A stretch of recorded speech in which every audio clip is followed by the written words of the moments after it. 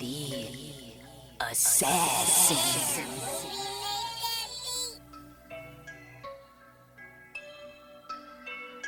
You know I break necks, call me Jack Tate. I have no regrets while your life is fading. I'm a crazy fuck equivalent to Satan. When I'm behind the mic, I feel like the greatest. You know I break necks, call me Jack Tate. I have no regrets while your life is fading. I'm a crazy fuck equivalent to Satan. When I'm behind the mic, I feel like the greatest. What up, y'all? You're listening to Sports Talk with Tropp, and I'm your host, Katie Tropp. Well, fantasy baseball alert, bitches. I made the championship round. Team Crazy Crackers going up against the Houston Asterisks. And let me tell you, TR, who runs the Houston Asterisks, is the two-time defending champ in this league.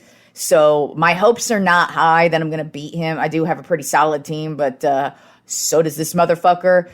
He's won the league 2 years in a row for a reason. So we'll see if I'm able to actually win my league this year. That would be fucking awesome. But hey, regardless, I made the championship round, and I will be super stoked if I take out the homie Houston Asterisks.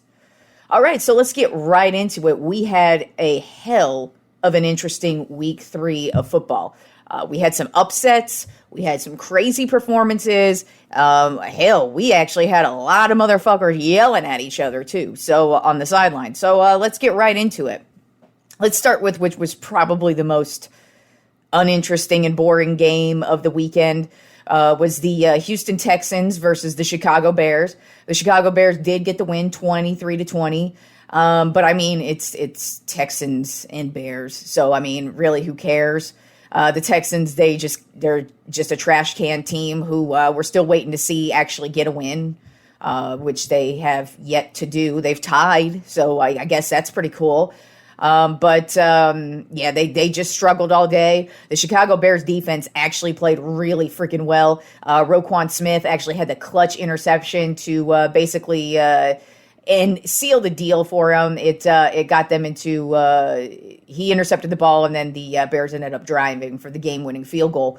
So while it did end up being kind of a close game, I mean, it was Texans versus Bears. So I mean, who really cares that much besides Bears fans? But I mean, the Bears actually did get some great movement on the ground as well from their running back, Herbert. He had 20 carries for 157 yards and 2 touchdowns, so that's pretty damn impressive if you ask me. Might want to pick him up on your fantasy football team because I imagine that dude is on waiver wires right now in like everybody's league. All right, and then moving on to a much more exciting game was the Las Vegas Raiders at the Tennessee Titans. And, man, the Titans pretty much they did have the lead the entire time. And the Raiders really didn't get going until the second half. And then in the fourth quarter, they were able to drive all the way down the field, but they were unable to convert on the 2-point conversion. But it's just really kind of crazy that the Raiders are 0-3. They just really haven't looked that great, especially on offense. I mean, defense, I really expected them to struggle, but offensively, they're not lighting anybody up. And even though Davante Adams, I wouldn't say he's having a down year, but he hasn't really had any type of breakout game yet. I mean, game 1 was a good game, but I mean, still, this team hasn't won anything yet. So nothing's really changed for the Raiders. The Titans, they did get a good win. You know, Derrick Henry, he had a good solid game. He had 20 carries for 85 yards and a touchdown. While Davante Adams didn't have that great of a game, wide receiver for the Raiders, Hollins, he had a great game. He had 158 yards and a touchdown. Had this crazy over-the-shoulder catch, too, on the last drive for the Raiders, in which they would score the touchdown but not get the 2-point conversion. He just made a huge catch, like right over the shoulder, so like a Willie Mays type catch. And, Derek Carr, he didn't have a bad day. He was 26 for 44, 303 yards and 2 touchdowns. But a very disappointing start for the Raiders. And they're in a tough division, too, so they got to get some wins somewhere. But good for the Titans because they really needed that win. Then one of the surprising games of the day, the Kansas City Chiefs at the Indianapolis Colts. the Colts got the win 20-17. It was a close game. It was actually back and forth for the majority of the game. But defensively, the Indianapolis Colts really stepped it up. And this is actually what I expected from the Colts all season, is that I knew defensively they were going to be a force to reckon with. They are a really good team defensively. It was just offensively, who knows what they were going to be. And while they did get the win and they did seem to find themselves a little bit more offensively, they still have some work to do. But, I mean, it was the defense that really led the charge for them. I mean, they had Patrick Mahomes running for his life, and that's the way you can beat the Chiefs. Because Patrick Mahomes, he is their backbone. And if you've got him running for his life, and if he can't complete the passes he needs to get, well, then you've got a good shot at winning. And I wouldn't be shocked if this was kind of one of those trap games for the Chiefs as well, where they were kind of overlooking the Colts, since the Colts have played horrendous in the first two games. Maybe they kind of overlooked them. But, I mean, really, defensively, the Colts held it down, played a great game. And, I mean, they really frustrated the hell out of Patrick Mahomes, because Mahomes was actually on the sideline arguing with his offensive coordinator, Eric Bieniemy, at one point in the game, too. So it was a very frustrating game for the Chiefs. And it was a very good game for the Colts, and that was a huge win that they needed for damn sure.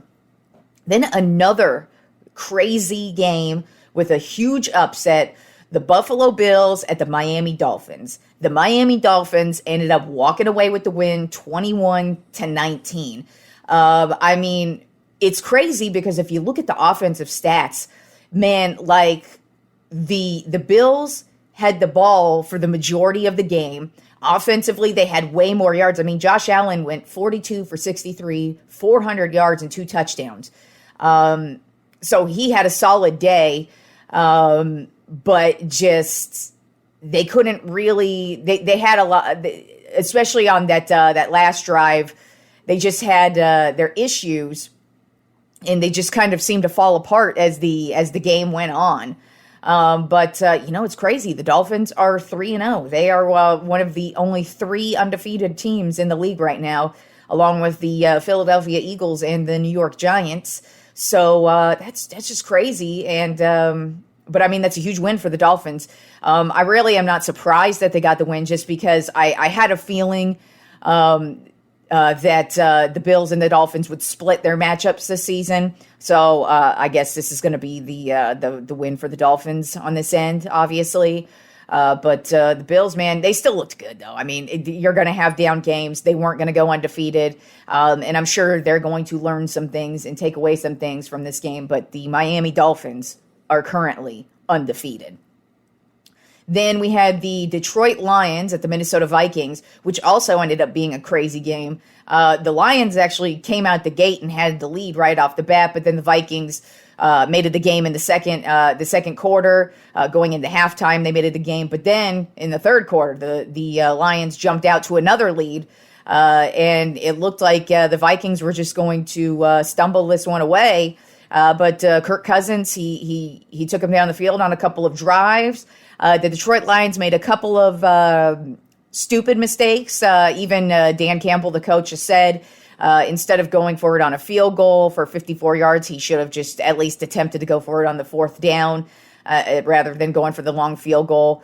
Just because the way the Vikings were playing offensively, you could tell they were going to get it going at some point. But this was just a great battle back and forth, and the Vikings ended up getting the win. Jared Goff had a pretty solid day. He went 25 for 41, 277 yards and a touchdown. He's actually been pretty solid all season. And me personally, I've never been a Jared Goff fan. I've always kind of found him to be a pretty mediocre quarterback at best. But I got to say, since he was traded to the Lions, even last year, I mean, he's really looked pretty good, especially for the Lions. You know what I mean? So, I mean, he's really impressed me as the Lions quarterback so far, and especially in these first 3 games. Regardless of whether they win or lose, the Lions are a scrappy team, and they're always in it. Dalvin Cook also had a good game yesterday. He had 17 carries for 96 yards and a touchdown. Unfortunately, he did suffer a dislocated shoulder, so who knows how long he's going to be out, or if he's going to miss any time. But that's kind of been the theme of Dalvin Cook's career, is he's a very solid running back, and when he when he gets out there and he's 100%, he is a hell of a running back to deal with. But then at some point, he usually gets injured and he misses a couple of games, or ultimately sometimes the entire season. So we'll see what happens with him there. But he did have a good game yesterday, and a good win for the Minnesota Vikings. Then we had the Baltimore Ravens at the New England Patriots. This game went about as I expected. The Ravens won 37-26 in a complete blowout. But man, Lamar Jackson, this guy is just carrying this team. I mean, as far as receivers goes, he doesn't really have a goddamn thing. But this guy, he just seems to score touchdowns like crazy. I mean, he had 3 touchdowns yesterday, and he's just killing it. And it's just crazy to see. He is the team. He is the offense. I mean, this offensive line is amazing. But I mean, overall, this guy, Lamar Jackson, is just killing it. If you were to be given an MVP for the first 3 games of the season, it's going to Lamar Jackson because he's doing everything for this team. And even though they lost last week, they still had a great game. So the Ravens are just playing excellent football right now, whereas the Patriots, this has got to be the worst Patriots team that Bill Belichick has ever coached. Mac Jones had 3 interceptions yesterday, and they were all towards the end of the game. On their last 3 drives, he threw 3 consecutive interceptions, and they just could not get it going offensively. I mean, yes, they scored 26 points, but overall, this team is garbage. And it looks like Mac Jones is actually going to miss some time as well, because he did end up at least spraining his ankle. They haven't really, at least from what I've seen, they haven't got the MRI results back. But it's looking like he's probably going to be missing a game or 2.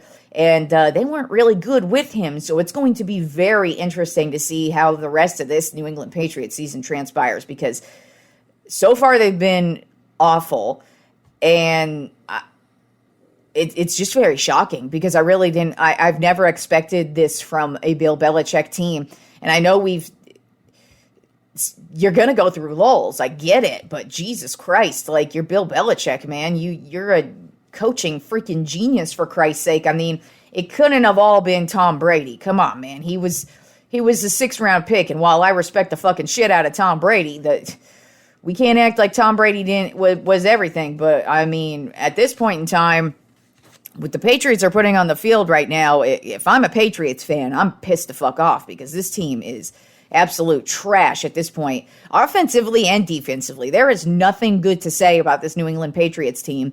And I know it's early in the season, but they don't look impressive in one way or the other. And I wouldn't be shocked if we might see the Patriots get like a top 5 draft pick this year, just because they do so horribly. So we'll see what happens with them. Then we had the Cincinnati Bengals at the New York Jets. The Bengals did get back on track this week. They pretty much dominated this game from start to finish. They won the game 27-12. Joe Flacco, he had 2 interceptions. So it's about time that Zach Wilson gets back. Flacco, he's had his moments during his time here taking over for Wilson. But I'm sure Jets fans are very eager to at least get Wilson back, so that they don't have a statue, the Statue of Liberty, standing in the backfield. They want the Statue of Liberty where it belongs, in Ellis Island. Not in their stadium.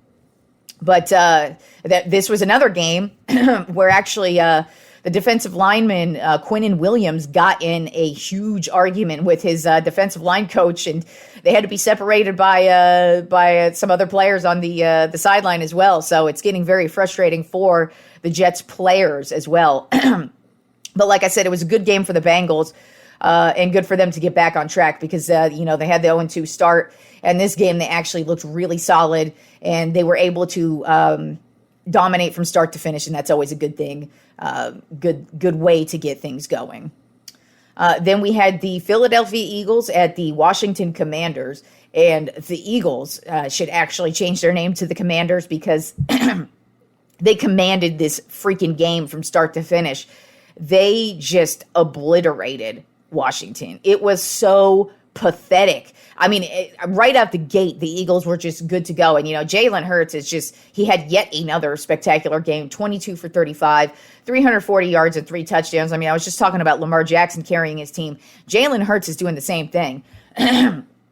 Although defensively, they are looking really solid also. But I mean, just Jalen Hurts is just playing out of his mind. It's showing on the field. But yesterday was a pathetic showing from Washington and a completely dominating showing from the Eagles. Then we had the New Orleans Saints at the Carolina Panthers. Carolina finally got their first win. They won 22-14. Christian McCaffrey, he finally had a really good day. He went for 108 yards. And then on the opposite side of the ball, offensively, New Orleans didn't have a horrible day. Jameis Winston went 25 for 41, 353 yards and a touchdown. Chris Olave, he had a spectacular game. He had 9 receptions for 147 yards. But really, just the Panthers, they got the lead right out the gate. And they were basically just able to hold off the Saints and get the win in the end. But it's a good win for the Panthers. Then we had the Jacksonville Jaguars at the Los Angeles Chargers. And holy shit, the Jaguars absolutely dominated the Chargers' ass yesterday. The Jaguars won 38-10. And this is crazy because the Chargers are a legit team. And I had a feeling this year the Jaguars were going to be a much improved team. I didn't expect them. I didn't pick them to be a playoff team to start this season. And it's going to take a lot for me to believe in them as a playoff team. I'm going to need to see how they progress as the season goes on. But right out the gate, man, they are looking solid offensively. It's great because you're really worried about the growth of Trevor Lawrence because, Trevor Lawrence was highly touted out of college, and as he should have been. I mean, he was getting comparisons basically to like Peyton Manning. And if you remember when Peyton Manning was getting touted as a draft pick and everything, and he turned out to be a Hall of Fame player, that's high praise for Trevor Lawrence. And it wasn't a joke either. Dude won national championships. He was a highly sought after high school recruit. So him being a winner has basically been his whole life story until he came to the Jacksonville Jaguars. Then last year, his coach was Urban Meyer, a dude who obviously had no interest in coaching a team. So you're like, geez, I really hope this guy's career doesn't go in the toilet just because of coaching. Lucky for him, they signed Doug Peterson this offseason. And so far, they've turned around this offense, and they look really solid. I mean, offensively, you can't really say you can't really say anything bad about them offensively in the first 3 games, but especially this one, they just dominated the whole freaking game. Justin Herbert, he was hurting, but he still had a pretty good game. He went 25 for 45, 297 yards and a touchdown. But then you also look at on the offensive side for the Jaguars. Well, Trevor Lawrence is having a solid season. So is their running back Robinson. He had 17 carries for 100 yards and a touchdown, but he's had a solid 3 games so far. So right now, the Jaguars are putting it together, and we'll see what they could do the rest of the year. And they are in a very weak-ass division. They've got the Colts, who knows what they're going to do this season. They've got the Titans with who knows what they're going to do this season. And then you have the Texans who fucking suck. So potentially, if the Jaguars play their cards right, they could make the playoffs but win in their division because it's so bad. Offensively, they look really fucking good. And they've already they kicked the shit out of the Colts last week. So they've already beat one of their division rivals. So look out for the Jaguars to at least be a threat to a lot of teams this season, because beating the Chargers, even though Herbert, he's got the rib injury, so fucking what? That was still some domination. I mean, that Chargers defense still has Khalil Mack, still has J.C. Jackson, and Bosa did get injured in the second half of the game yesterday, but still, come on, man. That's a good-ass team that the Jaguars beat, and that's an impressive win by them. Then we had the Los Angeles Rams at the Arizona Cardinals, and the Rams dominated from start to finish. They got the win 20-12. I mean, really, the Cardinals not looking good at all. I don't know if it's so weird because all offseason, there's just been this trading of barbs between Kyler Murray, the Cardinals owner, the Cardinals president, the Cardinals coach, and they've just been trading barbs with each other even during the season. Now, I thought it would stop once because in the offseason, with the whole contract dispute, I wasn't surprised it was going on then because it's a contract dispute. But once you've signed the contract and you've got your extension, it should be move on and let's play some football. But it's not been move on, let's play some football. If you really watch I know a lot of people don't watch the press conferences, and I don't watch every one of them, but the ones I have seen with the Cardinals, whenever you hear them talk, when you hear Kyler talk, like he was basically saying the play calling was shit yesterday, and so that's kind of calling out your coach. And then, a couple weeks ago, his coach is kind of calling him out by saying it helps to practice or something along those lines. So they've just been going back and forth. And so you got to wonder if there's just some type of rift between Kyler Murray and the front office and the coaching staff where it's just really affecting the season. Because offensively, even though the Cardinals got the win last week, that was a very fluky win. But overall, the Cardinals have been a awful team offensively, and what we expected them to be a lot better offensively. Defensively is where I expected them to struggle, but offensively they just have not got it together, and I don't know if they're going to be able to get it together. And then on the Rams side of the ball, they just were the same old Rams kicking ass. It did look like they were going to fall apart in the end, so that seems to be a theme for the Rams so far. But like I said, the first month of football is going to be very sloppy. Most teams that you expect, like this is kind of what with the Bills and the way they lost yesterday. I think it's just because it's the first month is going to be sloppy football, and some teams are still working their way through their plays and getting to know each other and just all their mannerisms and the playbook, and you're going to cut here and I'm going to cut there and you need to go this way and you need to block that way. Like there's a lot of kinks that they do have to work out. That's what preseason's for. But since the starters don't play preseason anymore, this first month of football is going to be sloppy. You could see it. And I haven't gotten to a couple games yet that were very sloppy yesterday, but that's what I expect from especially teams you really like, the Rams. Most people would expect the Rams to absolutely dominate and not give up leads in the end, which they've done the last 2 weeks. But they still have to get shit together. They may be the Super Bowl champs, but they still have to get shit together like every other team in the league. But the Cardinals, not looking good for y'all. Not looking good for y'all. Then a very surprisingly good game was from the Atlanta Falcons at the Seattle Seahawks.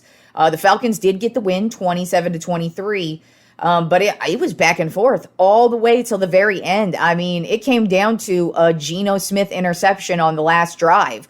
Geno Smith actually had a very solid day. He went 32 for 44, 325 yards and 2 touchdowns. Then you had Cordero Patterson on the other side. This guy is insane. He literally jumped over a defender yesterday. He had 17 carries for 141 yards and a touchdown. And then Kyle Pitts also had a good game. He had 87 yards. But I mean, for two shitty teams, this actually ended up being a very exciting game for both of them. And the Falcons ended up getting the win. And it just was a back and forth affair with, turnovers at certain points of the game. And it really just came down to that last drive and Geno Smith's final interception. But it was a good game from two shitty-ass teams. Then the marquee game of the afternoon was the Green Bay Packers at the Tampa Bay Buccaneers. I think the majority of us really expected it to be a crazy offensive shootout, but it actually ended up being defense galore. First and foremost, I don't think a lot of people are talking about this Tampa Bay Buccaneers defense, but this defense is stacked. And they've just dominated all 3 games so far. Even though they didn't get the win, they have really just shut out some motherfuckers. And I mean, yesterday it looked like the Packers were just going to go on a tear. It started off like the Buccaneers were just playing like absolute shit. It was like a couple 3-and-outs, and they just looked like crap. And then the Packers, every time they got the ball, it was like boom, boom, boom, we're down the field scoring touchdowns. But then the second half started, and it was crickets from both offenses. It was crazy, too, because there was this one point, I can't recall if it was in the second quarter or the third quarter, but the Packers were in scoring range, and they were in the red zone, and there was this pass from Aaron Rodgers to Aaron Jones, the running back. And, Aaron Jones, it looks like he's going to score this touchdown. Until big-ass motherfucking Vita Vea, the defensive tackle of the Tampa Bay Buccaneers, if you have not seen this hit, go take a look at it because he levels the fuck out of Aaron Jones. As a matter of fact, I didn't even really realize it until I was watching replays later today because I watched that game yesterday. And I kept wondering to myself, why is Aaron Jones, because after this fumble, he got leveled by Vita Vea and it caused a fumble and the Buccaneers ended up getting the ball back. But the Packers were easily going to score until Vita Vea just knocked his ass out. But after that play, I noticed Aaron Jones really wasn't in the game after that. And I'm kind of wondering if he just got trucked so fucking hard by this 350-pound defensive tackle that he didn't know what the hell was going on and just had to be taken out of the game. Although Dillon was having a good game. And so maybe that's just kind of what they were leaning towards. But I think it was a mistake that they weren't having Aaron Jones really in the game for whatever reason, because it was a very quiet game overall, especially in the second half from the Packers offense. But I mean, there really wasn't much offense from the Bucs either. Other than the last drive, of course, Tom Brady, he takes the Buccaneers down for a game-winning drive. And they take it all the way down. They scored the touchdown, but they needed a 2-point conversion. Unfortunately for them, it was just as they're about ready to snap the ball. Unfortunately, it was a delay of game, so that pushed them back a little bit. And so that really fucked them over for the 2-point conversion. And the Packers ended up getting the win. Tom Brady did have a solid day. He went 31 for 42, 271 yards and a touchdown. His primary receiver yesterday was Russell Gage. He had 12 receptions, 87 yards and a touchdown. But the Packers, they were able to fend off the Buccaneers on that final drive and get the win. And that was a big win. But like I said, I think most people really expected it to be an offensive shootout.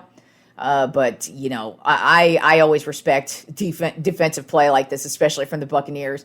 And then also of note, like I said, I was primarily watching this game in the afternoon yesterday. And I don't know if any of you saw, but the wide receiver, Allen Lazard, before the game, he was actually questionable due to an illness. And dude was still sick when he was on the field because after his touchdown that he scores and he celebrates, he's running off the sideline and he just starts projectile vomiting orange shit everywhere. It was just disgusting. But man, you got to really give it up to dudes like that. I know he's not the only guy to play sick like that and then projectile vomit on the sideline. That's actually happened. I've seen it happen quite a few times in baseball. You just see it in sports because, they get sick like every other human being does. But you really got to give it up to athletes because he played the rest of the game. Hell, he even got interviewed after the game and looked just fine. But it's like, man, I know when I throw up, my body's like aching and I'm almost sweaty and I'm just not feeling good. There's no way I could work out or do something like that after I've just projectile vomited everywhere. This dude gets right back on the field and finishes the game. So shout out to Allen Lazard. He deserves the game ball just for that shit because I can't even imagine being that sick, vomiting on the sideline. Hell, he probably was vomiting before the game for all we know, but he vomits on the sideline and comes right back in the game and plays. That's what you call a motherfucking trooper. And then the Sunday night game, which was a shit show from the San Francisco 49ers and the Denver Broncos. Both of them. They both put on an atrocious showing last night on the offensive side of the ball. Now, both of their defenses, you got to give it up to them. They played great. But whoa. A lot of people are apparently upset with Jimmy Garoppolo this morning, and I just look at you and go, you're an idiot, because you got to look at it like this, okay? Jimmy Garoppolo wasn't expected to even be a part of the 49ers roster. They didn't give the dude the playbook during this offseason. He didn't participate in anything really even much until he re-signed, he restructured his contract, and they were going to let him be the backup. So you got to look at it like this. Jimmy G really doesn't know much of this offense except for week 1. You know what I mean? So he's still got to work. He's still got to figure shit out. But also at the same time, he's never been like an explosive quarterback. The rest of this offense has to do something too. You know what I mean? So it wasn't just him. Now they looked better offensively than the Broncos, even though the Broncos got the win 11-10. Yeah, that's a score, 11-10. But what the hell is going on with Russell Wilson? Now, I think Broncos fans are just as stupid for immediately like getting upset with their team. We're in week 3, y'all. You might not want to boo your new shit that's going on. Because I'm sorry, I know we all got spoiled with seeing Matthew Stafford and Tom Brady win in their first seasons when they get traded to their teams. But sorry, Broncos fans, you got a new coach too.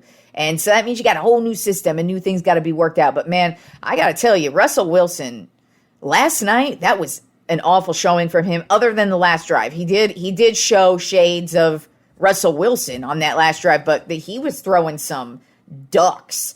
Like, he was throwing into some coverage. You're like, what kind of pass is that? What are you seeing? I mean, I'm sure he still has to get to know the receivers because, you know, this is his first year with all of them. So he's got to, you know, play with them more to get rep with them more. But he just looked bad last night.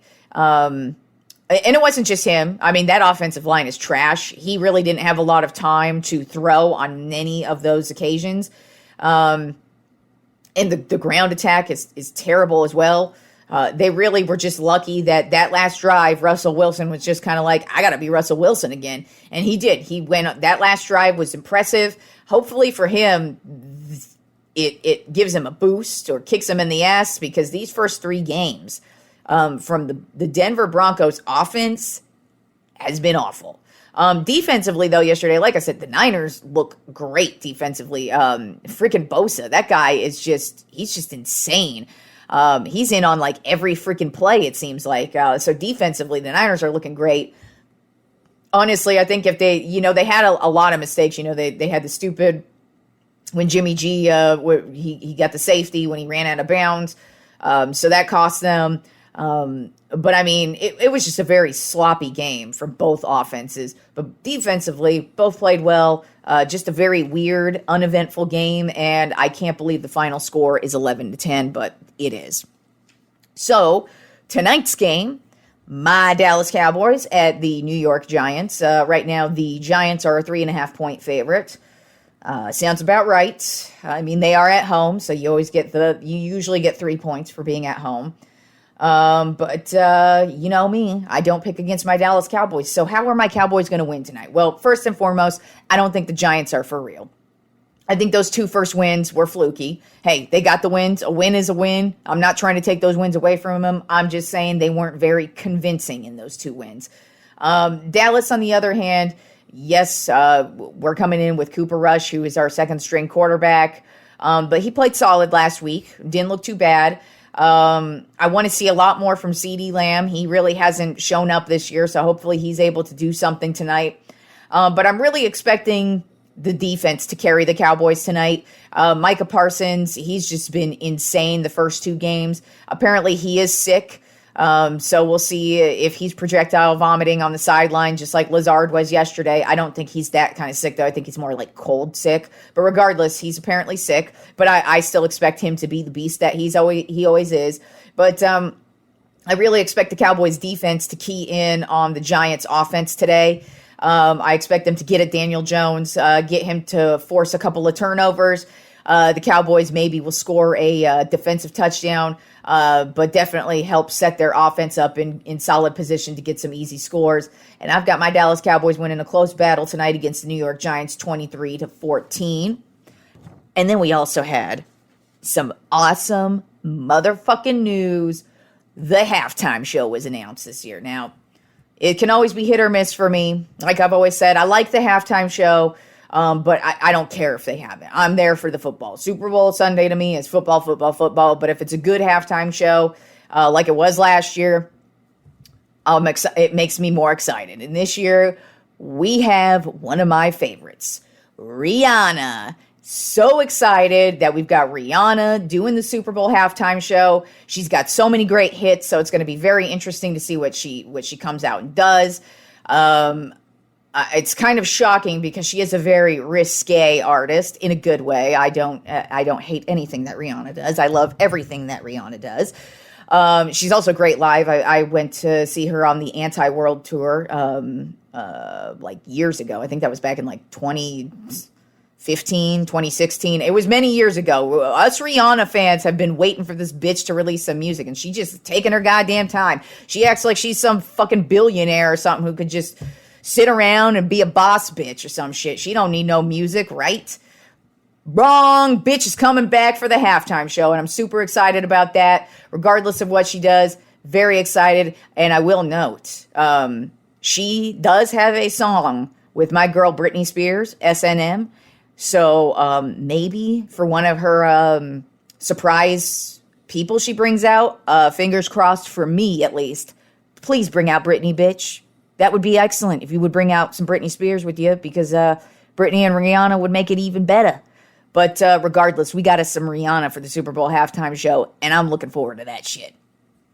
All right, now moving on to some baseball.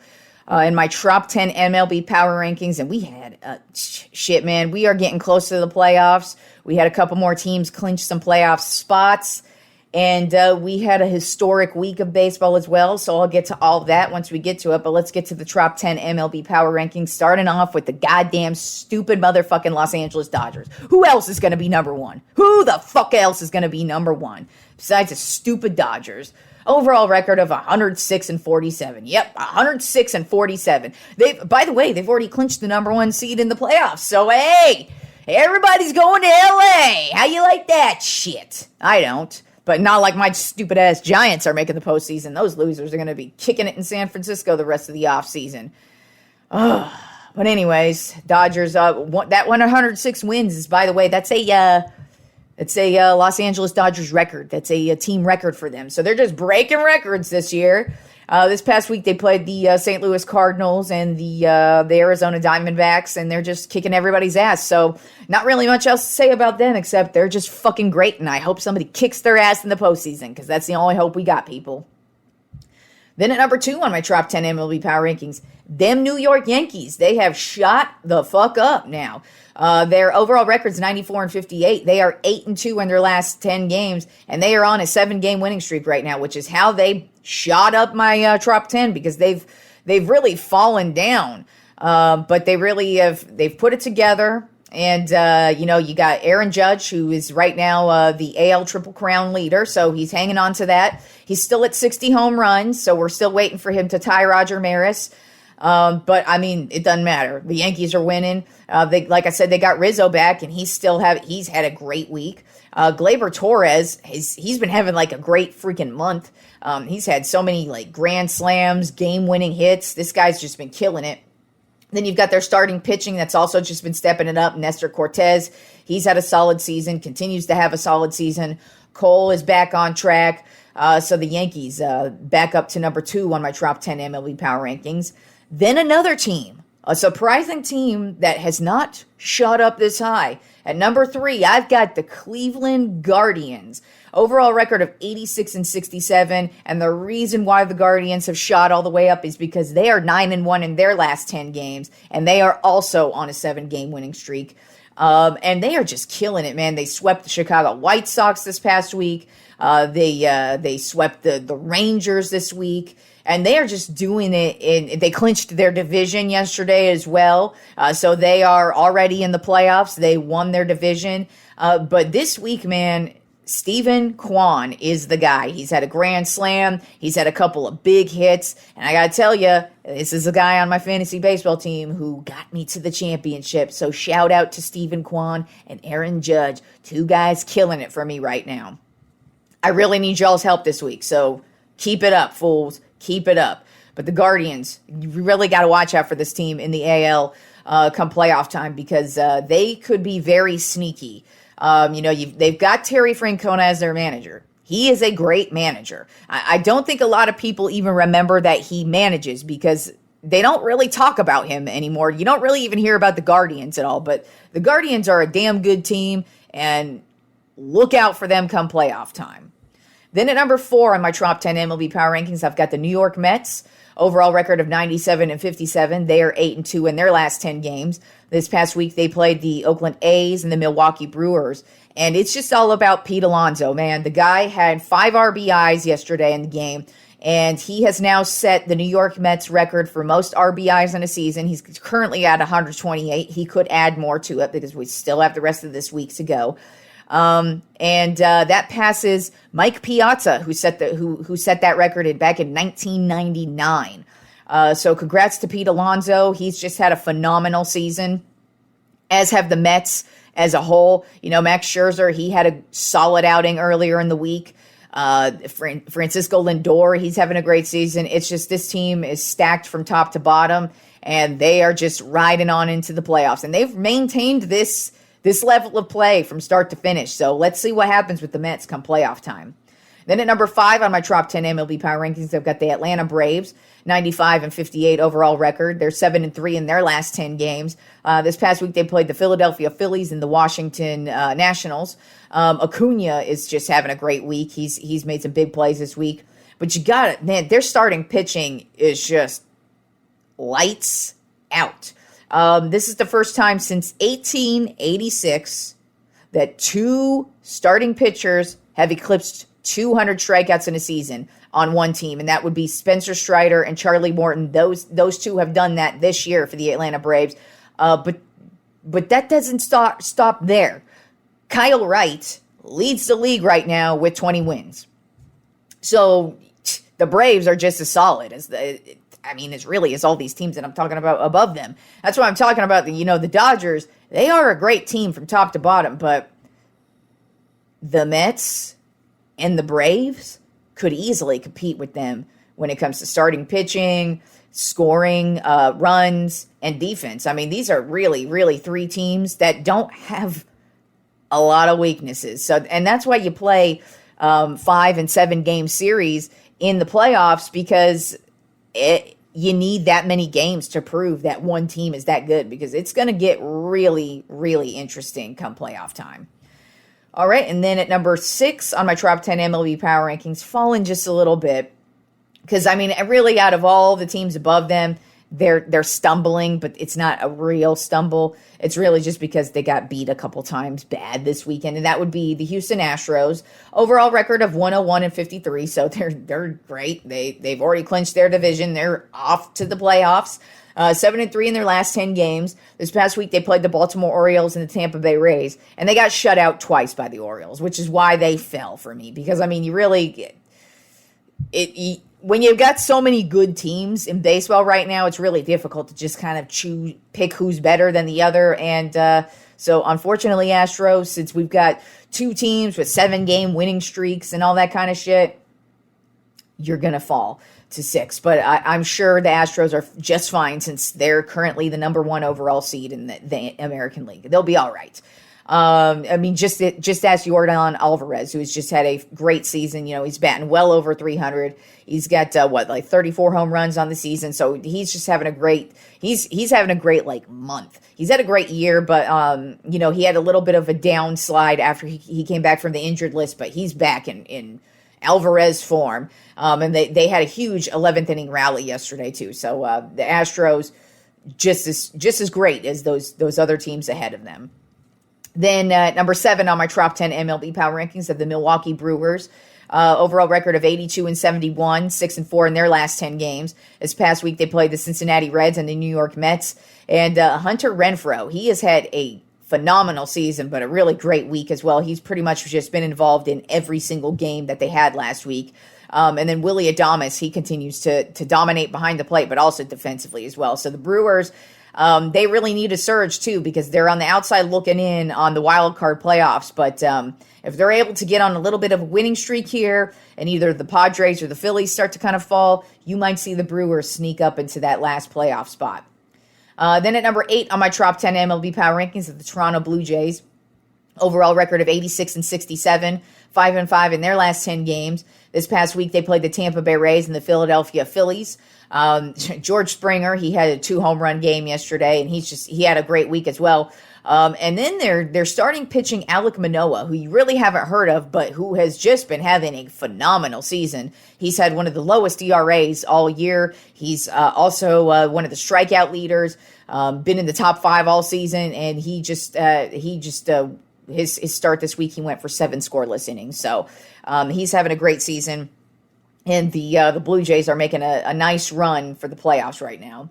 Then at number 9 on my top 10 MLB Power Rankings, the St. Louis Cardinals. Overall record of 89-65. They're 5-5 in their last 10 games. This past week, they played the Dodgers and the San Diego Padres. But this week was really all about Albert Pujols. You know, It became the 4th player ever in the history of the league to hit for 700 home runs. Friday night, he was at 698. He ended up hitting 2 home runs against the Los Angeles Dodgers in Dodger Stadium. So that's about the only negative thing you could say about the Dodgers season this year, which I wouldn't say is that bad of a thing. But especially because Pujols actually did play for the Dodgers last year as well. So they have respect and love for him out there.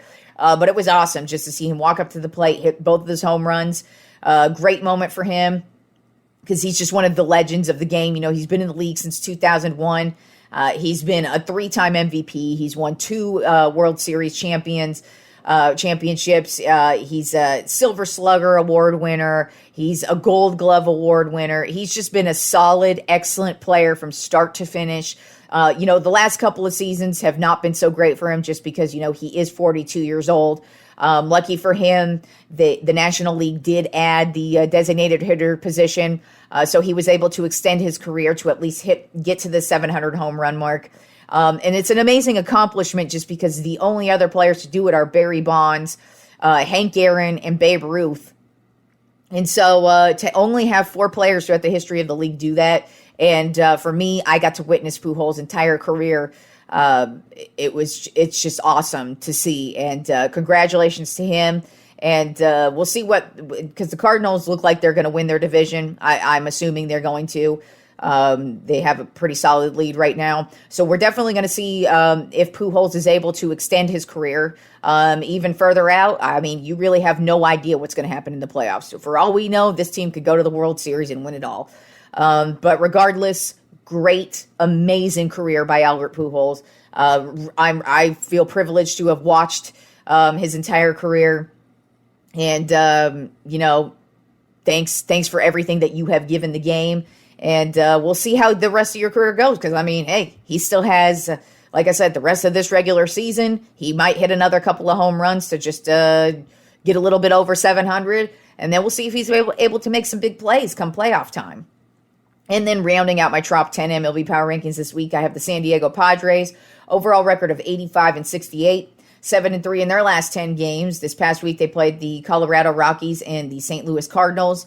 And Manny Machado, he had a great week. But for me, my question with the San Diego Padres is, where the hell is Juan Soto? They traded for Juan Soto months ago at the trade deadline. And this dude hasn't done shit for them at all. It's just insane that kind of a fall off. And you just really wonder what the hell happened. Now, I will say, prior to him getting traded, he wasn't having the typical season that we thought he would. I'm not saying he had like a down season, but he wasn't really dominating like he should. But then he got traded to San Diego and just disappeared off the face of the planet. I mean, I when I was looking at what they've done through the week, you couldn't even see that he had scored an RBI, and maybe he did because I really haven't been paying much attention to the Padres at all for the most part, but you haven't heard his name at all. And it's just very shocking that a player of his caliber gets traded and you expect them to have some type of impact. And this team is making a playoff run. They are in the wild card hunt currently right now. So you just wonder what the hell happened. And same with Josh Hader, closer. He was the best closer in the league, gets traded to the Padres, and now where the hell is he? So I don't know what's going on in San Diego. They never seem to be able to win shit anyways. That's their problem historically over the years. But I mean, you would have thought trading for Juan Soto that we would at least hear his name, and we have not heard his name at all. And then the last bit of little baseball news we have is Don Mattingly, who is currently the manager of the Miami Marlins. He is going to resign at the end of the season, which is not really surprising because they haven't really been successful under him.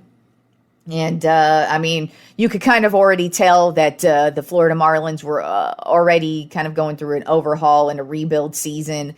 And you could tell it started last season, and it was going to continue into this season. And I feel like Mattingly resigning is just another piece of that pie. So the the Miami Marlins used to be the Florida Marlins. Now they're the Miami Marlins. Doing what the Marlins do. Be a shitty organization. Anyways, let's do a little recap of the playoff picture for baseball. The AL West already won by the Houston Astros, and they are the number 1 overall seed right now. Then in the AL East, the New York Yankees, they hold an 8.5 game lead over the Toronto Blue Jays. Then in the AL Central, the Guardians, they just won that division yesterday, so currently they would be the number 3 seed. Then in the wild card, currently the 3 teams leading are the Toronto Blue Jays, the Tampa Bay Rays, and the Seattle Mariners, with the Baltimore Orioles 4 games back. In my opinion, this is kind of how it's going to end up in the AL. Obviously, we've already got the Astros and the Guardians set. I feel like the Yankees are going to win their division easily.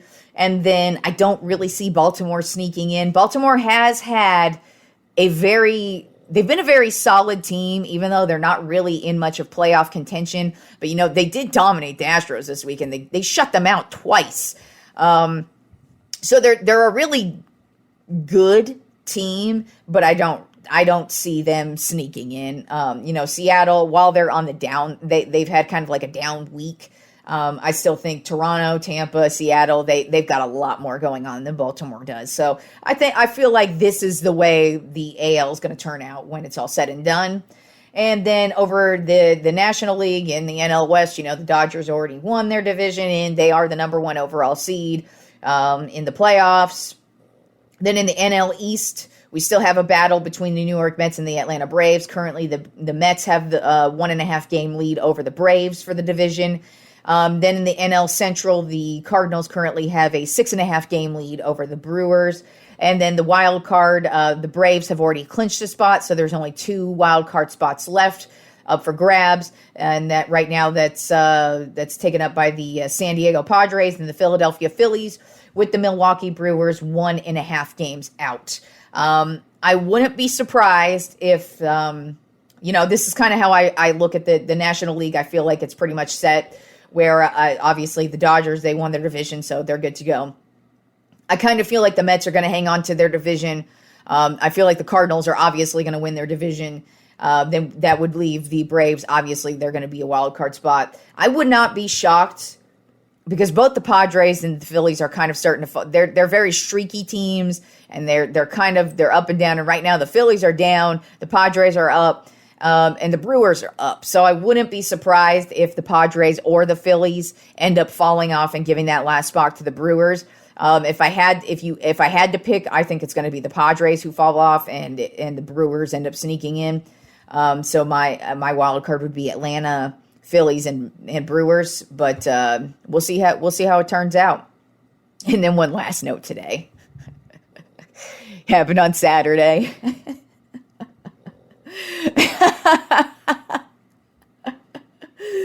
Oh man, the Oklahoma Sooners lost to Kansas State 41-34. It was fucking hilarious too, man. Oklahoma got their asses handed to them. I mean, handed to them by Kansas State. It's always amusing to me because the Longhorns have had their struggles over the years. And yes, they lost too. They had their shitty game also. They lost to Texas Tech in overtime in a stupid loser game that they should have won. But hey, their defense and they just weren't able to put it together. But you know what? The Longhorns, we know what we're getting with them, okay? I didn't expect them to be national champions this year. They have some growing pains. But, with the Sooners, they're always funkin' ranked for some reason. And I don't get it. They always get this, clout. And I'm like, for what? They haven't won shit in for fucking ever. But for some reason, every year, they're always ranked. And they're always, people always pick them for a national champion contender. And I'm like, what the fuck?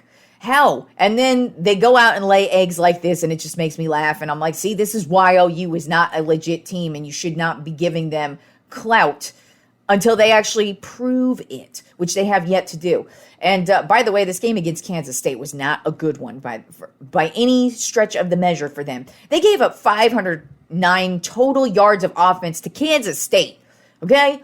Kansas State is a shit team, for real. They should not be putting up 509 total yards of offense against OU, who is a ranked team. I can't recall where they were ranked. What were they ranked? 5, whatever. Who the fuck cares? They're stupid-ass Oklahoma. Who cares about that dumbass team? But it was funny to me. It was hilarious to me watching them get their asses beat. Yeah. And they'll probably still be ranked this week, too. They'll probably be in the top 10, because who the fuck cares? They just lost to Kansas State, right? They're the Sooners. But it was hilarious to see them lose that bad. It's going to be Texas OU week in a couple of weeks, too. So we'll see if the Longhorns are able to get a win. But OU lost this week, and that was fucking hilarious. So Boomer Sooner, bitches! Hilarious shit. Oh, that was funny. That was funny, and that's a great way to end the show with laughing at that OU loss. So I hope you guys enjoy the rest of the week of sports. Got my Dallas Cowboys playing tonight, so hopefully I'll be seeing them get a win tonight.